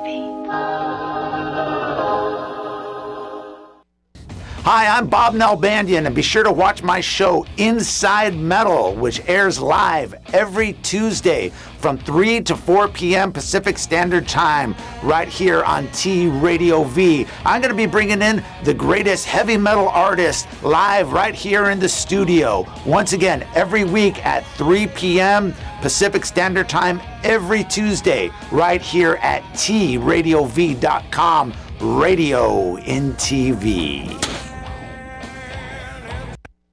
What's up, y'all? It's Edie Don. And I'm Diva Pink. And we are the hosts of the Real Talk Show that airs every Tuesday. You so serious?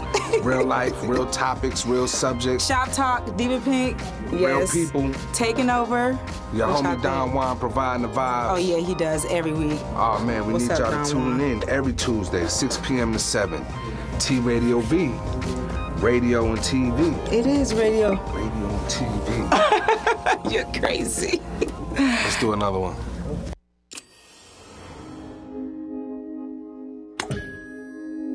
T Radio V. Radio in TV. Radio in TV.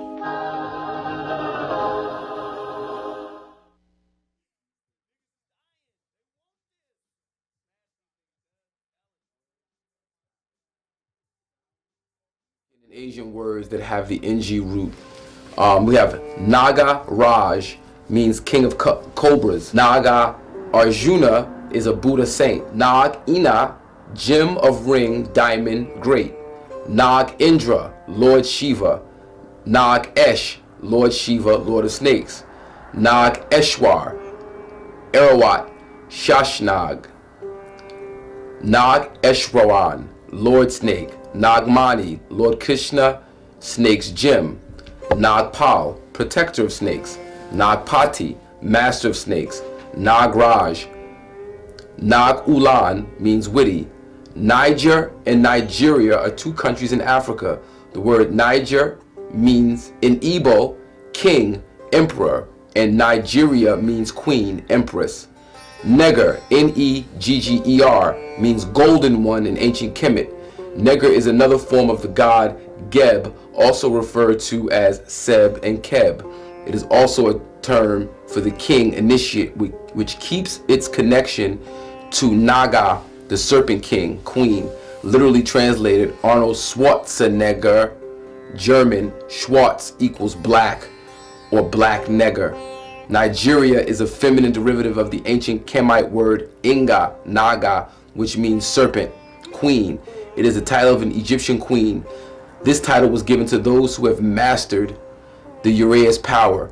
When you see an Egyptian headdress which has a snake on the top of it, you are looking at a Uraeus crown, seen in most hieroglyphics as an upright form of a spitting cobra, used as a symbol of sovereignty, royalty, deity, and divine authority in ancient Kemet. Uraeus is obvious reference to the Kundalini energy. Ngozi means blessing in Igbo, Nigeria. Nagasaki, a Japanese city destroyed by an atomic bomb in 1945 by the US, and it means serpent spirit or serpent life force, Nagasaki. Ninjina is the Mesopotamian word for justice. Nig Sisa is the Mesopotamian word for righteousness. Uru Nagina Sisa. In Babylon means the city which loves truth.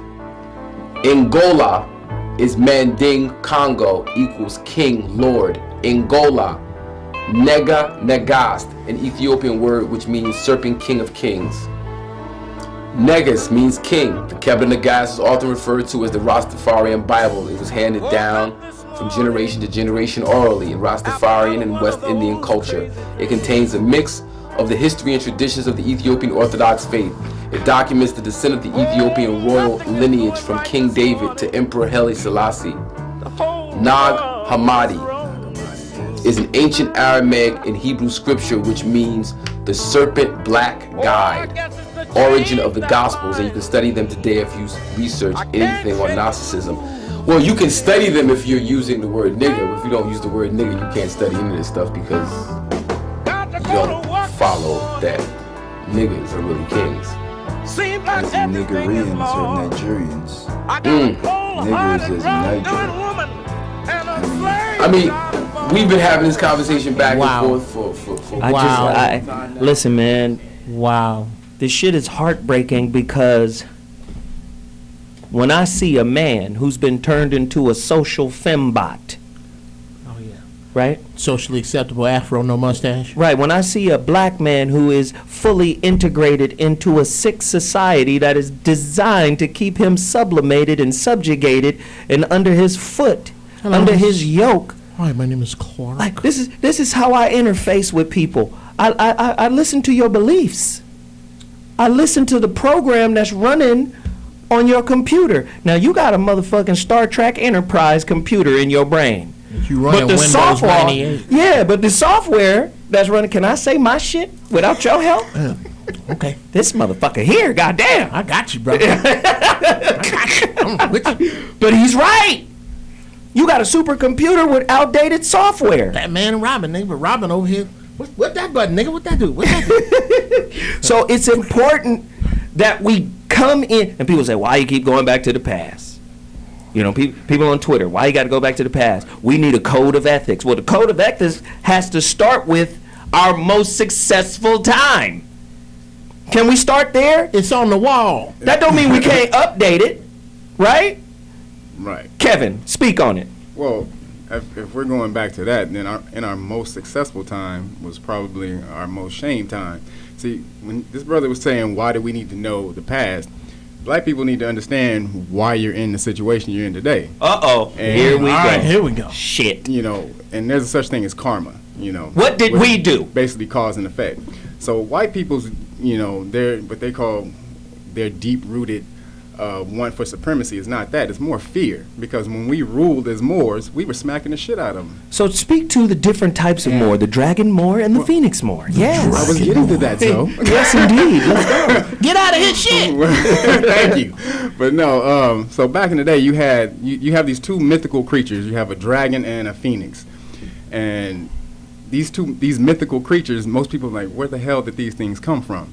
This is the white people, so-called white people's way of representing the Moors from ancient times. You had a dragon Moor who represented, for lack of a better term, the gangster today. And then you had the Phoenix Moor. These were enlightened. These were the enlightened Moors who understood that we were all a part of one family, a human family, and always tried to help. And how they got power was that, first of all, the dragon Moor. Speak on me, nigga. Speak on my shit, nigga. So I started all this bullshit. So the Dragon Moor was a hardcore dude. Like the word blackmail comes from being able to pay tribute to the Moors back in the day. And so if you look up the word Moor in the Black's Law Dictionary, it'll say someone from the Isle of Man. The Isle of Man is in Ireland. And so I was watching a documentary not too long ago. It was an Irish documentary, and they were talking about when the Moors used to come over there and they had to pay tribute. And one of the stories, this guy said, in ancient times when the Moors came, they used to roll up, take the women, take the children as tribute. And so what they would do is try to, when the Moors pulled up in the ships, they would tell their children to go run and hide. They had all these different hiding places. So one guy, he told his son, they had a little mound that looked like just regular grass, looked like a field. And he told him to go hide in there until he told him to come out. So the kid goes and hides in there, and he's in there all day, like they're in there 10 hours. And he comes out, and the Moor is sitting right there waiting on him, like, come on, let's go. And so you thought I would be gone. Yeah, you thought I would be gone. That's the type of things we used to do to these people. We used to really seriously terrify these people. We roll up anywhere, and wherever we rolled, because we were running the world, you had to pay tribute, no matter where it was. And tell them, this is where the myth comes from of giving the virgin to the dragon. Yes. Because the dragon was the symbol of a type of Moor. There's a movie that actually shows that. It's called Dragon Slayer, and it came out in 1981. And in this movie, there's this king, and he has a lottery every year where he puts all the virgins in the kingdom into a lottery, and he gets picked out. One gets picked out, and she gets sacrificed to the dragon. And you're trying to figure out why in the hell would a dragon, an actual creature, want a virgin? This goes back to that. And so in there's a sorcerer that they try to get to help them to thwart the dragon. The sorcerer, the place where he lives is called Dragon Moor. Right off the bat, it's called Dragon Moor. Yeah. And they put it out there for you. You just got to get it. You just got to get it. This movie is the illest movie. If you want to learn about that, the dragons and that movie. Let's go even deeper into the dragon. Where does Dracula come from? Speak on that sacred order. Well, Dracula, Dracul, that was the son of someone in the Dracul comes from the Dragon Order. There was an order called the Dragon Order, and you can still find that order online right now. It still exists, right? Yes. Yeah. And they were basically put together to thwart the Moors, the dragons, to fight against the Moors. Fight against the Moors. Right. And if you go, there's a movie that recently came out, a Dracula movie, like last year, 2014, and in there they show Dracula as when he comes back from war or whatever, and they call him the great. He basically beat all in war. He beat all these they called them Ottomans, but they were actually the Moors. So when he comes back, or the Turks, Turks. They like to obfuscate the Black history. Exactly. Say more, brother. So when he goes back to his kingdom, he's all good and everything, and then one of the Turks or the Ottomans, the Moors, comes there, and he says, "Look, it's time for you to pay tribute." And he's like, "Wait a minute, I thought we were good." Basically, what they had did with him, they took him up and put him in their army. So he learned how to kill from them, and actually then he came back and was and came back to his kingdom. So when the Moor came, he said, "Look, it's time for you to pay tribute." He was like, "Well, what do you mean?" He's like, "You need to give up 1,000 children." And so he was like, "Wait a minute," including his own son. And so from that, Dracula didn't want to give up his own son. So this is where his war and hate for the Moors came about. So what was we doing with these kids? putting them into their armies and raising them as what they called back then Mamluks. And Mamluk and was Seljuks and them niggas. Seljuks. Yeah, and these were white. These were white people that we would, so-called white people that we would gather, put in our armies, and make them fight for us. Now they couldn't attain the highest level in the ranks, but they could attain a certain high level, and this is where all the mingling start to come about. And then it's so much science. I'm so fucking excited right now because when you look at the white folk in Europe that call themselves royal, what is their symbol of sovereignty today, niggas? It's the dragon. Right on the that dragon is on their crest. Why? Because they inherited our symbol because they defeated us. What? The karma, niggas don't even know about white slavery. And what's the dopest martial arts movie ever? Enter the Dragon. Get your ass out of here. We'll be back. The So What Show is crazy right now. That's right. Enter the Dragon.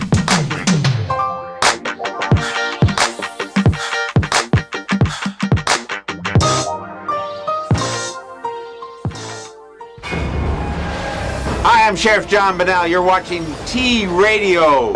Radio and TV? What? Perfect. Why are you asking me to do this after 12 drinks? Welcome to Big Mama Nature's house. There's a war! Yeah. Let's have debris all over him. That's a bad man. Badass, man. Our chairs are damp. The chairs are wet. Our chairs are slightly damp. I'm gonna have to use that in the scene. This is just like Apocalypse Now. So this is a good idea to light a torch near a highly flammable costume, mainly around my crotch area. We're gonna get cut out, yeah. It's just gonna be cuts of Jean-Claude. They'll like pause them with loud music over it. What are the chances of a dangerous animal in this island? 0. So just come.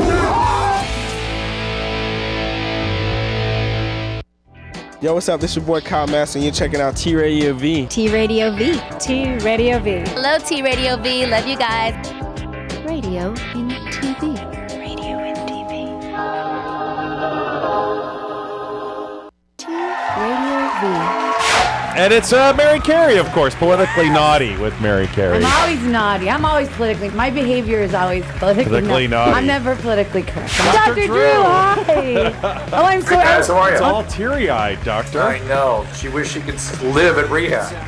But only if Dr. Drew's there. Obviously, plus one like. You know, because a little too groping might be inappropriate, but I like the flirting and stuff. When I walked in, you shoved my head in your. No! Are you gonna sue me? Get politically naughty with Mary Carey. Mondays at 4 p.m. on T Radio V.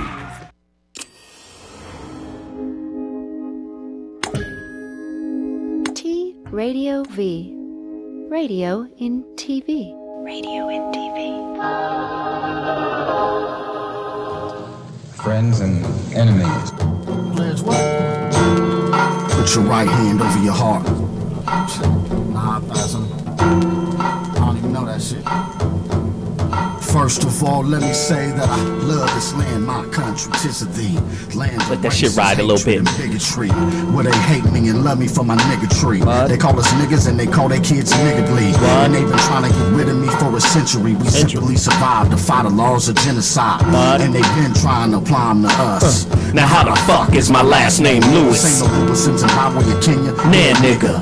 Just beautiful black brothers and sisters. Woo! And from Bring it in! Still profit today. Yo, the So What Morning Show, T Radio V. Radio and TV. Listen. When you scared, you tend to be prepared. Right? Preppers are scared, so they get prepared. White folk scared, so they got prepared. So they stay prepared. Them motherfuckers ain't worried about getting ready. Them motherfuckers been ready. They worried about you. They dragging more. They worried about. Yeah, they worried about.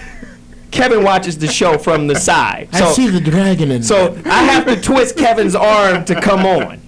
He was supposed to come on. Fuck that nigga. You ain't gonna get me on camera. I don't want these motherfuckers to see me, nigga. I'm just gonna stay by. He like the Wizard of Oz with all the shit, the toys and trinkets and shit, right? I said, nah, nigga, you gonna bring your ass on the motherfucking show. You gonna drop some bombs. He said, oh no, fuck that, nigga, cause you pissing motherfuckers off, nigga. You dragging more, right? Yes. Sometimes you got to swing an axe at these motherfuckers to get them to act right.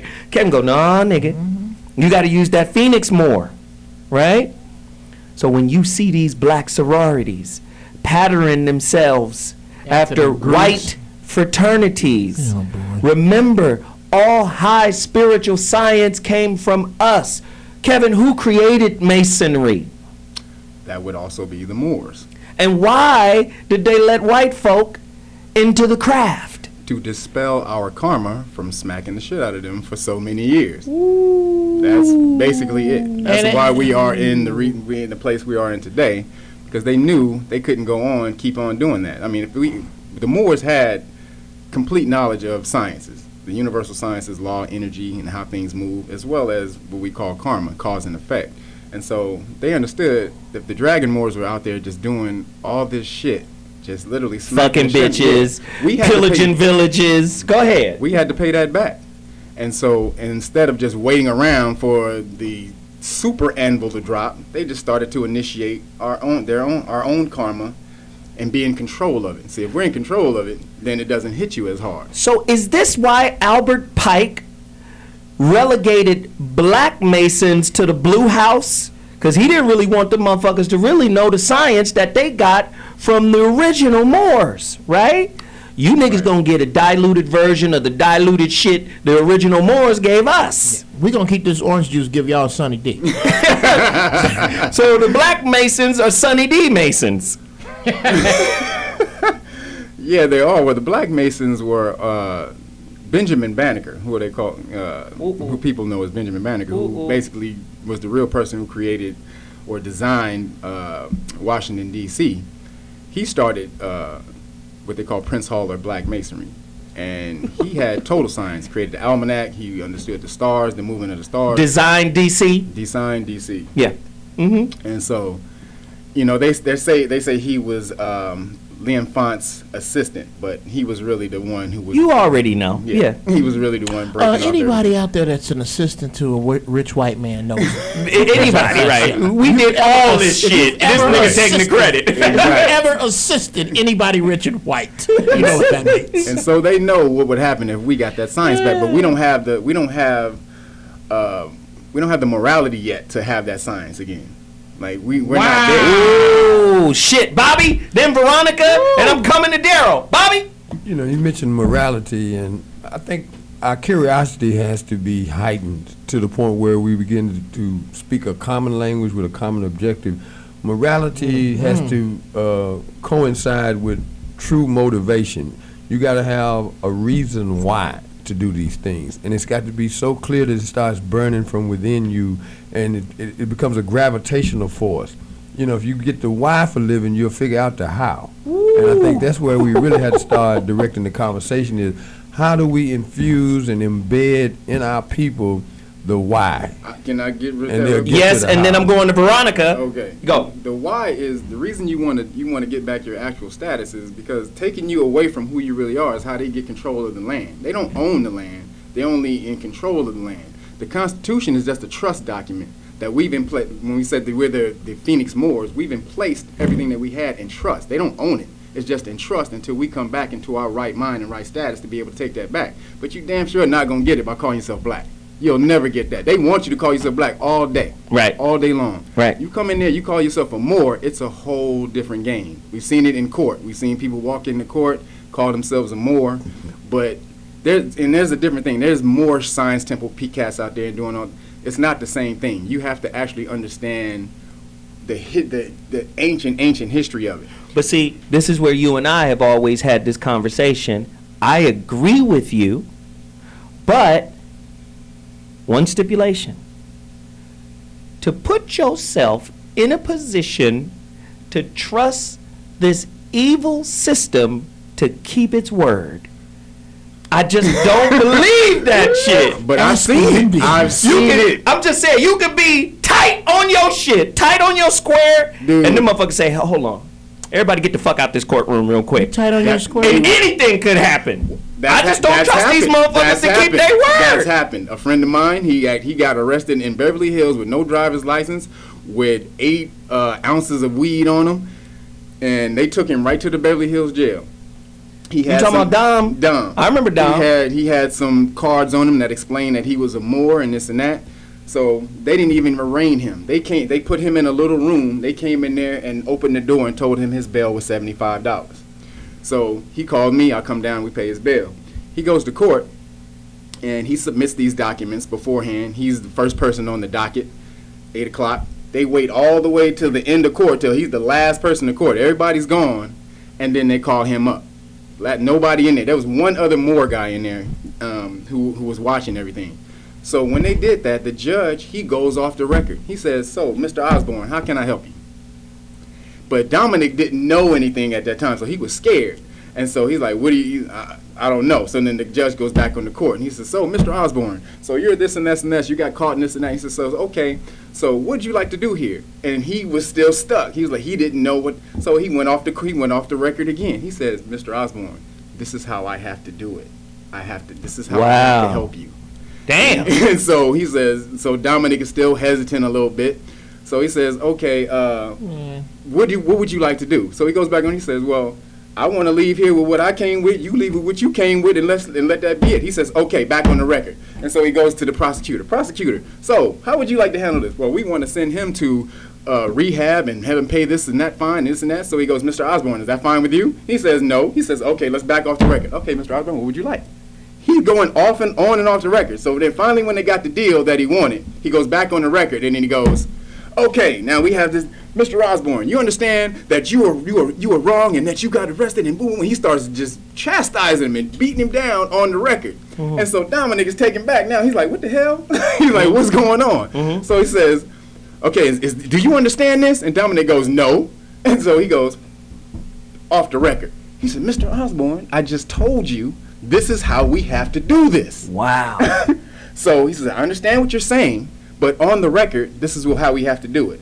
Goes back on the record, kills him, chastising him, all this and that. So, Mr. Osborne, do you understand you were in the wrong and blah, blah, blah, blah? He goes, yeah. Okay, great. Case dismissed. Damn. No driver's license. 8 ounces of weed. I'm gonna okay, everybody. But see, this is what I'm saying. I don't think everybody can do that, though. Hippity hop, mob, stop. That is the whole. Okay, you gonna have a bunch of cats out there. That's what I was thinking. Braiding big niggas' hair behind them. But listen, I ain't trying to braid no. But I gotta explain that to my cellmate. Do you know that I'm a Moor? Shut the fuck up and braid my hair straight. I don't want to be fucking around. But see, this is why I don't trust them. Right. You ain't gonna find that many judges that'll do that kind of shit. I'm not saying there aren't some out there that'll help you. But I'm saying, for the most part, the judges are being re-educated when it comes to this. I got to see this. Yeah. Veronica and then Bobby. Veronica. Yeah. So I want to piggyback on what he's saying, because Neshama studied a lot around the sovereign movement too, but Neshama, and he's done the exact same thing that the brother's talking about in terms of going into court and winning, because he understood the terminology and the language framework that was being used against him. And he turned that shit upside down and inside out and won. They just had to get him. They had to get him out of the court so that they couldn't, so that nobody else would check what was going on. Because if they did, wow, it'd be trouble for the court. Wow, so wow. I want to validate that, because I've seen that happen with other people too. If you know what you're doing, you got to know what you're doing. Yes. Bobby. Well, the moral of the story is nothing beats a failure but a try. And we gotta get it out of the notion that it's so fatalistic. We get this notion that white people are just that far advanced, when I always challenge that, because they made out of flesh and blood, just like we are. And so what if we even fail the attempt gives us a foundation to keep on digging, keep on fighting. I love the song by Curtis Mayfield, I've got my strength and it just don't make sense not to keep on pushing. Daryl Mooney, give me your thought on it, and then we go on. He gone? Okay, can I say something? All right, listen. Go ahead, say what you got to say, and then take us to break. I love you, Uncle Bobby. But have you ever seen an alligator? It's just an alligator. It's flesh and blood.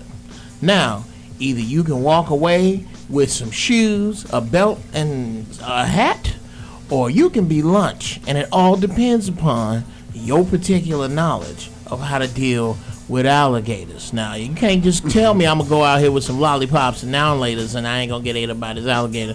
I'm gonna need some books. I'm gonna need to know what this cat know. I'm gonna need to know what Dom knew. Give me that book. Everybody talk about that book.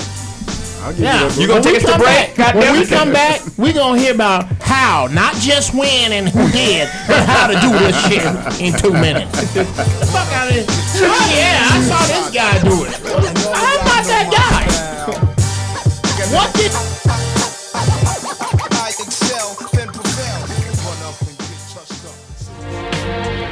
Hi, I'm Moby, and you're watching T Radio V.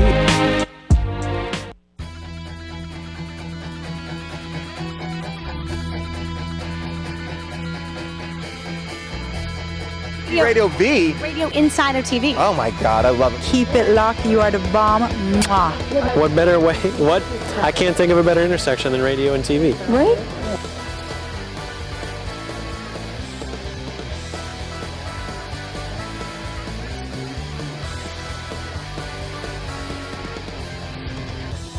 Hey, T Radio V. Thomas Sadowski, what's up? T Radio V. I love T Radio V. Because we need more kids watching TV. Hey guys, this is Chriselle Stiles. Hi, I'm Stassi. I'm Joel David Moore. I'm Frank Infante. Hey man, this is Richie Ramone. What's up out there?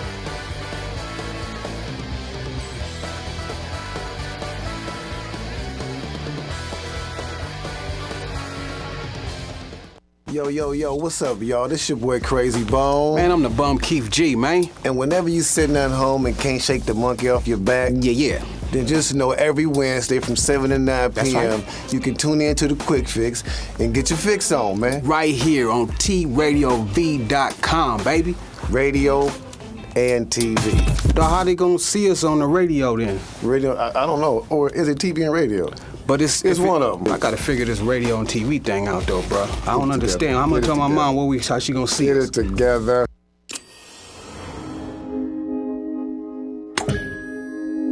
T Radio V. Radio in TV. Radio in TV.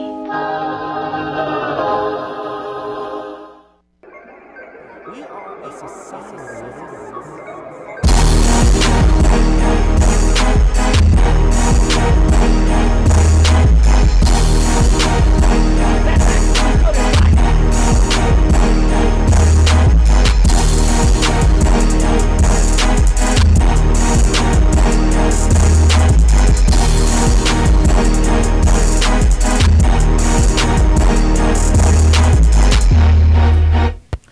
Ladies and gentlemen,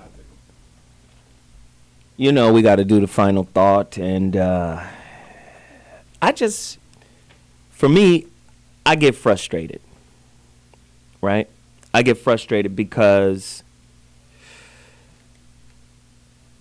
I want our people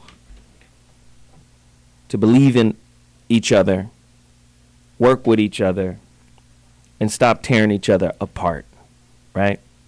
It seems like when we get somewhere, the first person we argue with is our own, right? And the thing that we try to protect the most is our reputation as it is perceived by the system, right? We don't work with each other because we don't trust each other. We don't trust each other because we bought into the narrative that we ain't shit. So why would I trust an ain't shit motherfucker? That has been the doctrine. As I spoke of last week when I said there has been a concerted effort to hold Haiti down, right? Concerted effort to hold Haiti down. Why? Because Haiti kicked white ass. Just slavery? Are you out your motherfucking mind? This is an island, nigga. We finna beat your ass up off this island. Okay, from now on, we gonna hold them down. Shit, the 7.2 earthquake happened many years ago now. 3, 4, 5 years ago. There's rubble still all over the place. Still poor over there. Still eating dirt cookies, right? American Negroes, no, it's called Restavik, right? I think, no, those are the children. But they still eating dirt cookies over there, right?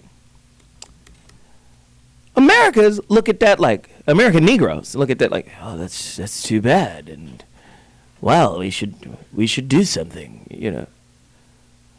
Our whole definition, I keep saying, everything about our lives is a fantasy. It's a fallacy. We do not have an original narrative. I challenge you to list everything you think is successful. And I'm going to ask you where the fuck that came from. Right? And I'm going to ask you how many components of your list of success includes spiritual evolution. Not religion, spirit. We spirit people. Right? Slaves get over to Cuba. Slaves get over to Jamaica. Slaves get all over the Caribbean. And it's under duress. Fuck that. We gonna create Santeria. And keep this whip off my ass. But I still follow Yoruba, Ogun, Yemeya, right? Shango, Obatala. I still fuck with them. But just to keep him off my ass, I'm going to put it under the name of the saints, Santeria, saint worship. Saint Jerome and Saint whoever the fuck, just leave us alone while we do our real shit, while we speak to the drum. Right? Next thing you know, white man is recontextualizing.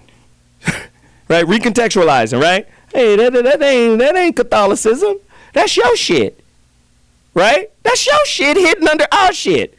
You do know your shit will take you to hell. Right? They did the same to the Maya, to the Inca. Well, first off, we're going to come with Jesus, then we're going to burn all your books. You burned the history of these people?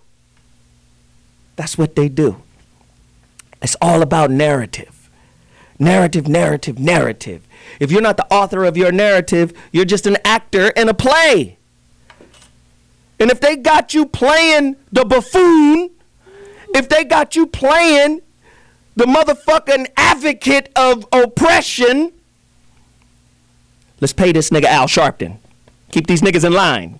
Let's pay this nigga Jesse Jackson. Keep these niggas in line. Let's pay whoever the fuck that will sell their people out to keep these niggas in line. I don't ever want these niggas to recognize that they niggas. I don't ever want them to recognize that they gods.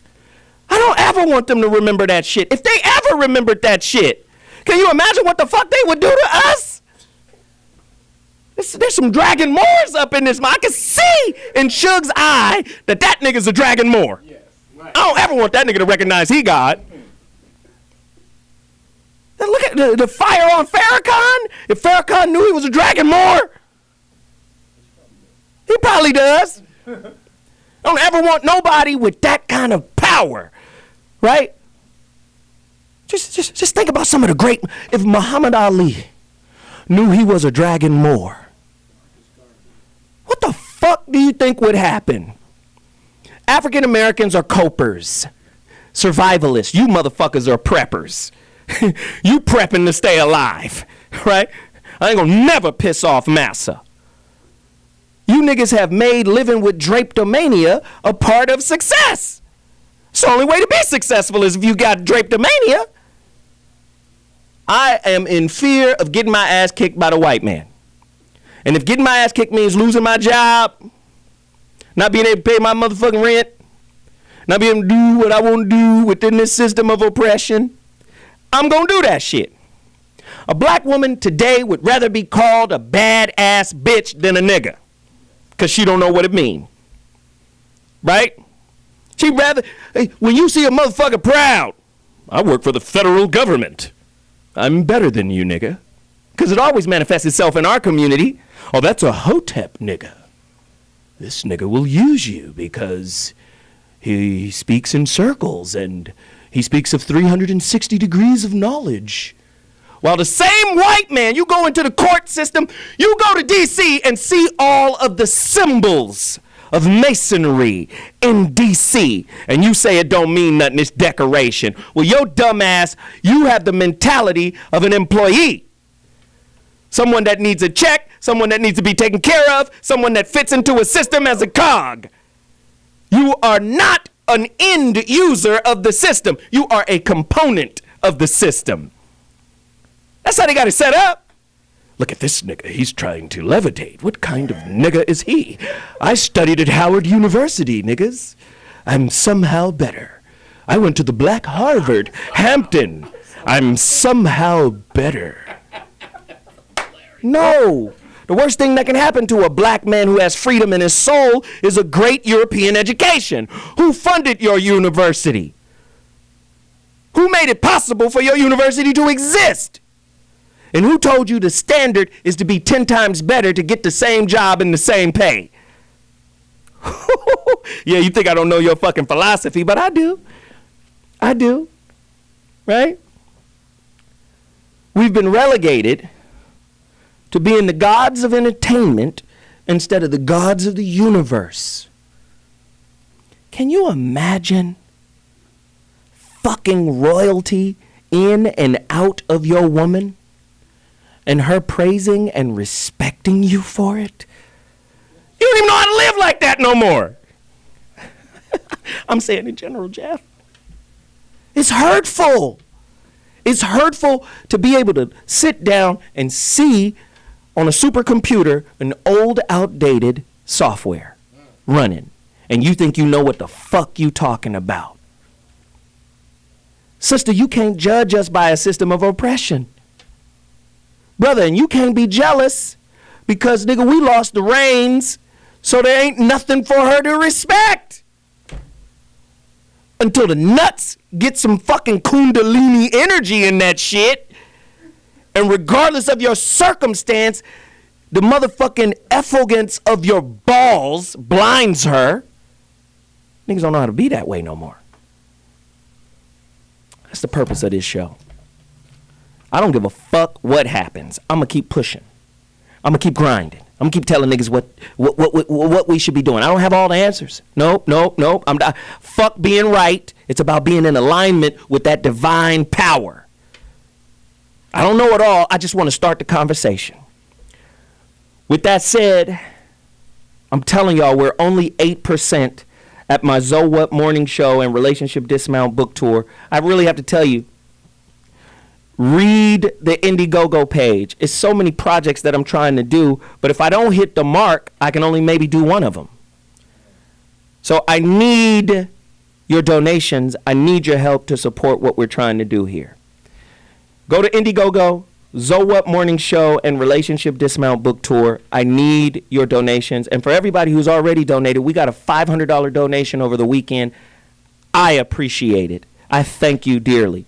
Everybody, where can they find you? Started with Kev? I have a YouTube channel that it's basically like an online video classroom where people can go and watch these videos. It's called Real Nagas, R-E-E-L, Nagas, and that's on YouTube. Spell Nagas. N-A-G-A-S. There it is. There it is. Nagas. You can go there and check me out. And Bobby? I am the author of my narrative. It's also called Real Men Don't Play. Come get it. That's what we talk about. And support that water. Email Bobby where? Bobby at realmendon'tplay.com. Jeff Brown. Jeffrey. April 1st, the Baggers Collective at the Ice House. I'm there. My man bagging. will be there. April Ripping, 1st. snapping. Niggas have no idea that I bag. They don't even know. I can't wait. You don't know. I can't wait. This is why Freeze Love called me like, nigga. He's hilarious. I've only seen you get blood on your sword once. I'm a problem when it comes to bagging. Veronica! Yeah, I wrote about the word black, the word nigga, and the word master at theblackpaper.com. That's a free manifesto that you can get at theblackpaper.com. There it is. There it is. Please go to Elephant. Please go to cdbaby.com and get my God Class Volume 1 CD. Please go get Balls to the Wall by Truth on CD Baby. Support, support, support. I really need your help on the Indiegogo campaign. And is Daryl still with us? No. Y'all got to support Daryl Mooney. He's a comedian. He's part of a twin. Huh? Can I give you his website? Can I give you? I know his website. Give the website, Veronica. It's businessandbank.com. It's www.businessandbank.com. Excellent. Excellent. Go to Elephant right now. It's Cash Mob Monday. You're going to get a $10 discount on Weed Juice. Go to Weed Juice, Ramo Mart. Please, please, please support Cash Mob Monday. We need your help. We need your help. I'm dead ass serious. We're only at 8%. We only have 24 days left on the Indiegogo campaign. I need your help. I need your help. Thank you for all those who have donated. And I'll catch you next week with another heater. Deuces.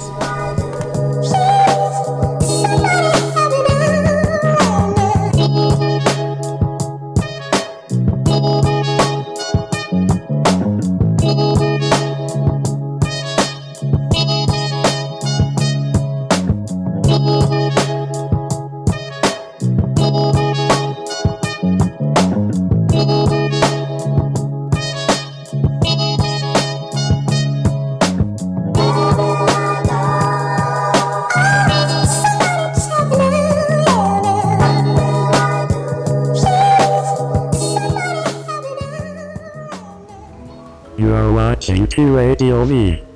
Radio and TV.